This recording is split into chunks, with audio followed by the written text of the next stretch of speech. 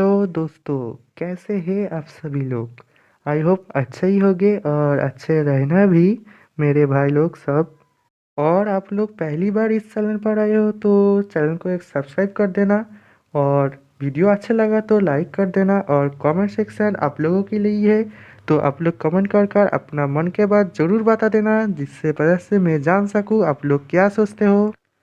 अगर आप लोग इसके पहली पार्ट नहीं देखा हो तो इस पार्ट के बारे में कुछ समझ नहीं आएगा, तो पहले जाइए उस पार्ट को देख लीजिए। मैंने डिस्क्रिप्शन में लिंक दे रखा हूँ और फिर आकर इसको देखना।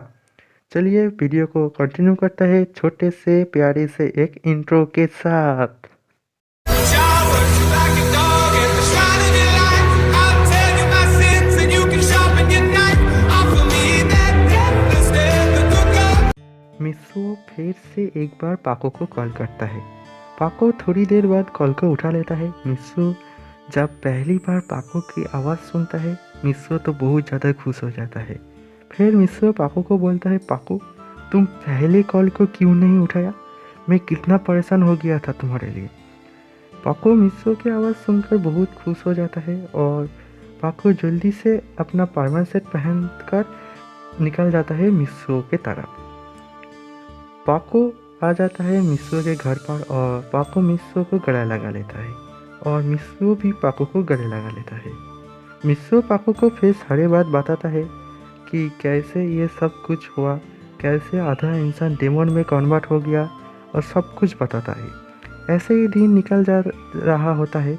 मिस्सू और पाको ज़्यादा एक दूसरे के साथ मिल नहीं पाता है, क्योंकि डेमन लोगों को पता चल जाता है कि आर्थ पर भी पारमान है, तो उन सभी पारमान को ख़त्म कर देता।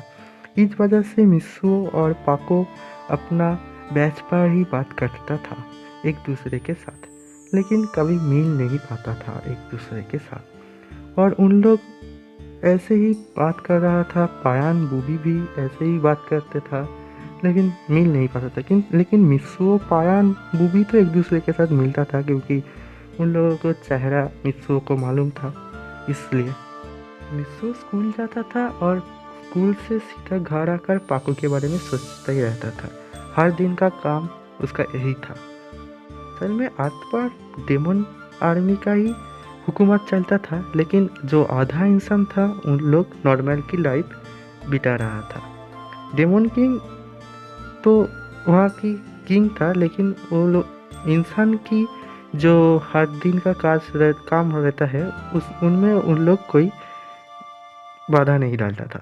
तो इस वजह से मिस्सो का डैड को भी ऑफिस जाना पड़ता था, मिस्सो भी स्कूल जाता था, सब कुछ सही से चल रहा था। लेकिन सिर्फ और सिर्फ आधा इंसान डेमन में ही कन्वर्ट होकर रह गया था और कुछ नहीं होता था।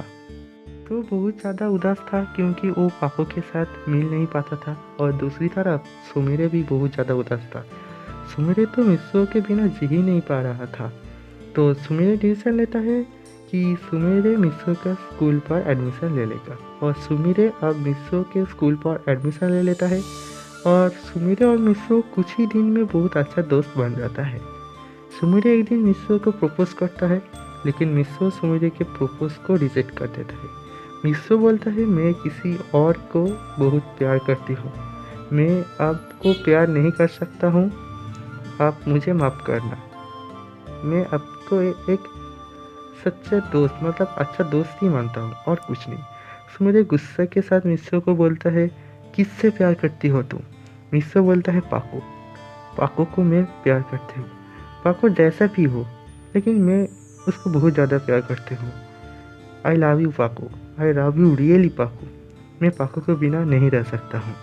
सुमिरे सोचता है, मैं यह क्या कर रहा था, मिस्सो तो मुझे ही प्यार करती है, लेकिन जब मैं पाको हूँ मुझे सुमिरे बनकर ये सब नहीं करना चाहिए था।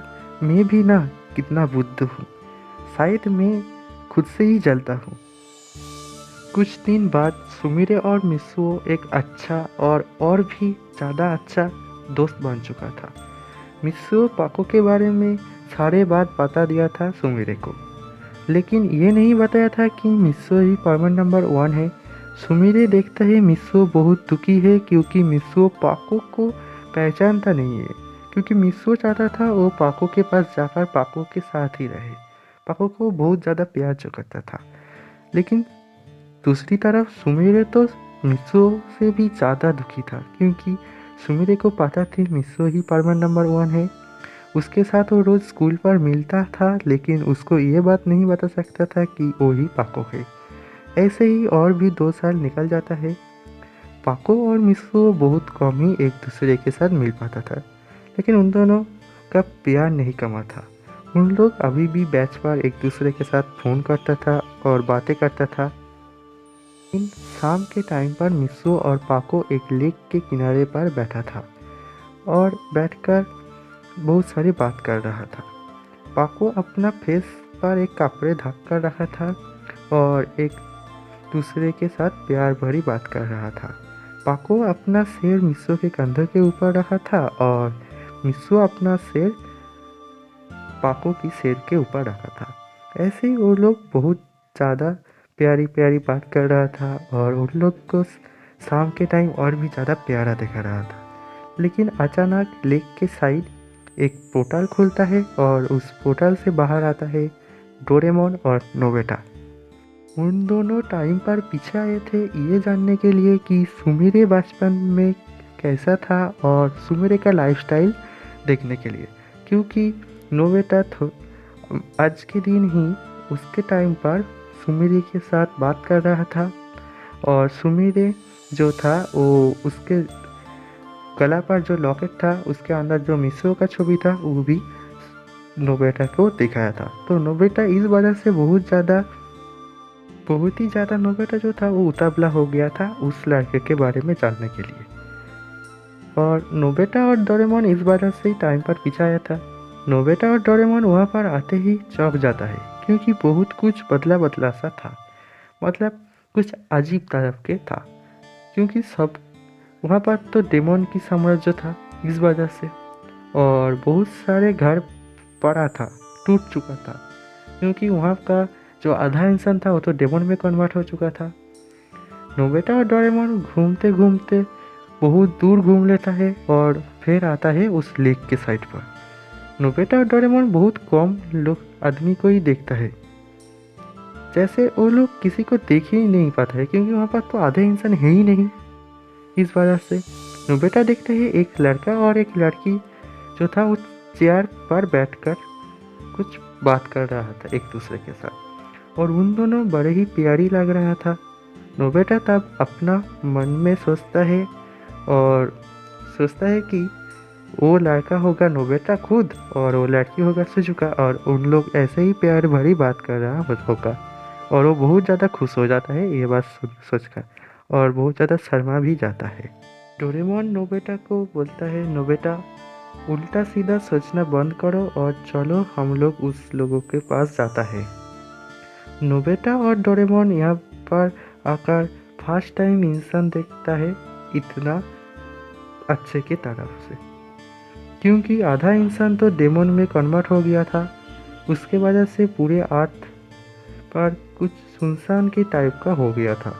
नोबिता जैसे ही उन दोनों के पास जाता है और उस लड़के का जो फेस दिखता है, नोबिता चौंक जाता है, क्योंकि नोबिता देखता है वो लड़का तो वही था जिसके फोटो उन लोग मिस सुमिरे के लॉकेट के अंदर देखा था। नोबिता और डोरेमोन उन लोगों से पूछता है यहाँ पर क्या कुछ हुआ था, इतना कम आदमी क्यों है, सारे लोग कहाँ पर गया है। मिसो ये सारे बात सुनकर थोड़ा गुस्सा हो जाता है, क्योंकि मिसो बहुत दिनों के बाद पाको के साथ कुछ टाइम स्पेंड कर रहा था और कुछ लोग आकर उन दोनों को डिस्टर्ब कर रहा था। यह बात तो मिसो गुस्सा ही होगा, और होगा ही क्यों नहीं।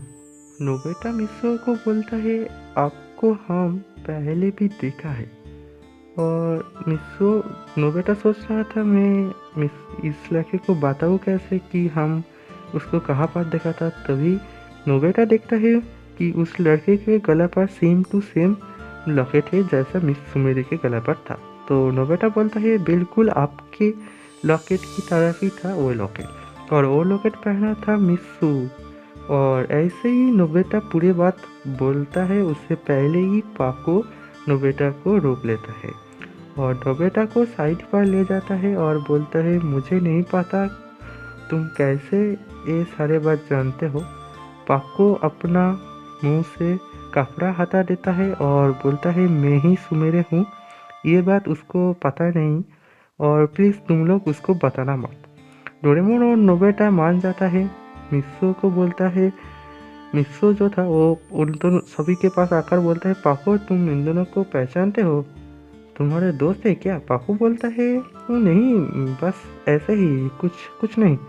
डोरेमोन और नोबिता बोलता है हम लोग फ्यूचर से आए हैं बस ये जानने के लिए कि आगे का टाइम कैसा था। और डोरेमोन बोलता है मैं एक कैट रोबोट हूँ। मित्सुओ और पाको पहले ये सारे बात मानता नहीं है और जोरों से हंसने लगता है। आज के वीडियो में इतना ही, नेक्स्ट पार्ट जल्दी आएगा। वीडियो को अच्छा लगा तो शेयर करना मत भूलना और मुझे ज़रूर सपोर्ट करना, मुझसे भी ज़्यादा सपोर्ट करना पारमैन को, और पारमैन को टीवी में देखना मत भूलना। और हम सब ये आशा करते हैं कि पारमैन जल्दी ही इंडिया पर वापस लौट कर आएगा फिर से नया सीरीज के साथ और नया मूवी के साथ, वो भी हिंदी पर। आप लोगों के साथ फिर से मुलाकात होगा नेक्स्ट वीडियो पर। तब तक के लिए टाटा बाय बाय।